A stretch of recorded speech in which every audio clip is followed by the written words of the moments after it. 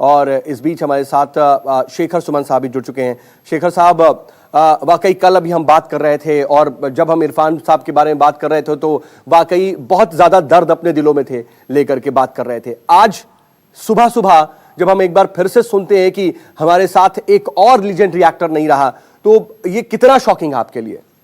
बहुत, मतलब क्या क्या कहें, मतलब क्या कहें, कुछ समझ में नहीं आ रहा। दिल बैठ गया है, बिल्कुल दिल जार जार हो गया। कुछ अभी तो दिल संभल नहीं पाया था, आंखों के आंसू भी सूखे नहीं थे। ये दोबारा ये मनहूस खबर, कुछ समझ में नहीं आ रहा है। ये हो क्या रहा है, ये हो क्या रहा है? मतलब ये अचानक कल इरफान गए, आज ऋषि गए जी। मुझे तो, मैं तो सिर्फ रो सकता हूँ और क्या प्रतिक्रिया दूं। मैंने कल भी कहा कि इन अल्फाजों का कोई मतलब नहीं रह जाता। ये कहना महान इंसान, महान अभिनेता, वो सब अपनी जगह सही है, पर इंसान नहीं रहा। इतना जीवंत, इतना जिंदा दिल इंसान, वो अचानक मौत से लड़के आया, लड़ाई जीत के ऐसा लगा सब आए, और ये फिर से ये 2020 जो है, इतना मनहूस साल, वक्त पूरी दुनिया में तबाही मचा के रखी हुई है इसने। इधर मर रहे हैं, उधर मर रहे हैं लोग, सिर्फ दिमाग पूरी तरह से पागल हो चुका है इन सब चीजों को देख के। बाहर की खबरें देखो तो वो है, अंदर की खबर देखो तो ये है, कौन कब जाएगा ये पता ही नहीं चल रहा है। और अचानक इस तरह दो एक के बाद एक, मैंने कैसे दिल कैसे संभालेगा, किस तरह से संभालेगा इस तरह की बुरी खबर? ऐसे लग रहा है कि परिवार के लोग एक के बाद एक जा रहे हैं, और मतलब जिंदगी जो एक ऐसे संदिग्ध दोराहे पर आके खड़ी हो गई है, कब किसके साथ क्या हो जाएगा कुछ समझ में नहीं आ रहा। तो बहुत बहुत ज्यादा, तो मैं तो विश्वास ही नहीं कर पाया। और जब मुझे खबर मिली तो मैं न्यूज चैनल खोला तो कहीं खबर नहीं आ रही थी, तो मैं समझा कि ये शायद एक अफवाह है। ओके जी। और भगवान करे ये अफवाह हो, लेकिन ऐसा नहीं था। इतना दुर्भाग्य, हम तो ये भी नहीं सुन पाए कि ऋषि हॉस्पिटल गए, बस सीधा उनके इंतकाल की खबर सुनी।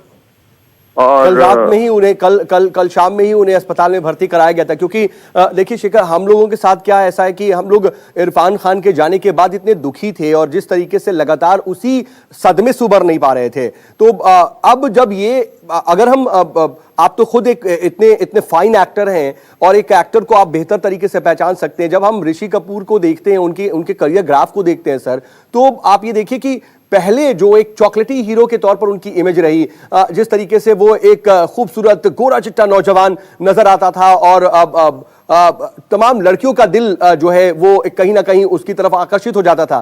जब उस इमेज से वो बाहर निकले और उसके बाद एक ब्रेक लेकर के वापस लौटे, तो फिर जिस तरह की उन्होंने परफॉर्मेंस दी, वाकई हैरान करने वाली परफॉर्मेंस थी। कैरेक्टर रोल्स उन्होंने किए जो एक्सपेक्ट नहीं किया जा सकता था उनकी इमेज के साथ। रोल के बारे में तो बात करूंगा। सबसे दुख भरी बात क्या है कि ऐसे वक्त में इन लोग गए हैं जहां कम वक्त कोई इनके घर भी नहीं जा सकता, उनके मैयत पे नहीं जा सकता, उनका आखिरी दर्शन नहीं कर सकता। मतलब कल मुझे किसी ने बताया, कोई गया था कि इरफान की मैयत में 10 लोग थे, मुश्किल से कोई जा नहीं पाया। जो गए उनको अंदर नहीं जाने दिया गया, कब्र के पास कोई फूल नहीं, कोई अगरबत्ती नहीं, एक ऐसे ही चादर में लपेट के उनको डाल दिया गया और हम सब देखते रह गए, कुछ नहीं कर पाए। और अब हम ऋषि कपूर के हम लोग बहुत करीब रहे हैं, उनके फैमिली के भी करीब रहे हैं, नीतू के करीब रहे हैं, रणबीर को हम अच्छी तरह से जानते हैं, ऋषि जी के बहुत करीब रहे हैं।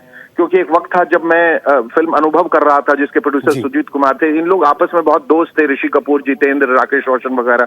तो हमारी भी मुलाकात होती रहती थी। उस फिल्म में मैं हीरो था, तो हम लोग घर में रोज पार्टी, मिलना जुलना। मुझे एक वक्त याद है, मैं आपको बताऊं, मैं एक छोटे से घर में रहता था महाकाली में उत्सव के बाद, और अनुभव जब फिल्म करने लगा तो मेरी बड़ी इच्छा हुई कि सब मेरे घर आए।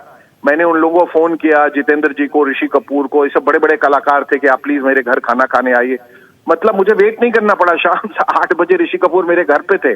मैं कभी वो मंजर भूल नहीं सकता। वो आए, उन्होंने छोटे से घर की इतनी तारीफ की, और एज एन एक्टर मैं उनको याद करता हूं कि अपनी पहली ही फिल्म में अमिट छाप छोड़ने वाले, मतलब मेरा नाम जोकर में एक राज कपूर जी के बचपन का रोल, और इतनी बखूबी उन्होंने निभाया, जो कि अपने एक टीचर के एक प्यार में जो पड़ जाता है, जिसको एक एडोलेसेंट लव कहते हैं, और इन्फैचुएशन, वो इस तरह से उन्होंने देखा। पहली फिल्म में नेशनल अवार्ड, दूसरी फिल्म में बॉबी में आते आते he become a national craze.